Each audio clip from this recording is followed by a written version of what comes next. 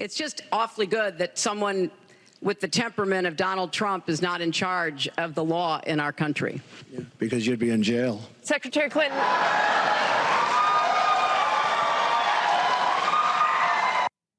I think you locked up the election with that moment, but you didn't follow through on that, yet they are trying to put you in jail. No, my question is, you were asked about that. You said, look, these are good people. I don't want to hurt them. And I kind of thought that was a very honorable thing to say. What happens if you become president again regarding them and the rest? Well, let me tell you, I didn't want to. I thought it would be a terrible thing. And there were opportunities, obviously, and good, strong control. Everything was good, but I did not want to. And I thought it would be a terrible thing for our country. They don't care. These people are radical lunatics. They don't care. And they have to be very careful with what they're doing because it comes back to bite.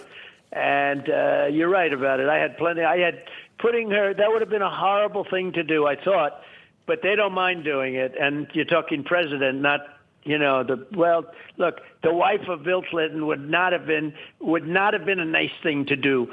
But I felt that way. I really did. I felt that way. And she was quite nasty. And by the way, to this day, she talks about the election. Nobody goes after her.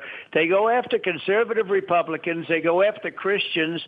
I mean, it's going to be a lot different out there. And I tell the Republicans, and I think I'm having an impact, a big impact, I tell them you better start fighting because, you're not going to have anything left if you don't. And we have some great people. You know them. They're on your show a lot. We have some great Republicans, but they're realizing they're going to have to get tougher, and they will. It's happening.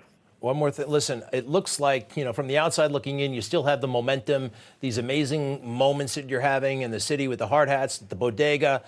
Behind the scenes, though, I mean, you are caught up in this trial. Is that starting to take its toll? Campaign operations, all these things that you have to do. Are you able to do them? I guess you're not. How are you going to kind of get around that? Would I prefer not having to do them? Yes. It may very well be having a positive impact on the polls because the people see it's a scheme. It's a scam. Alvin Bragg is backed by Soros.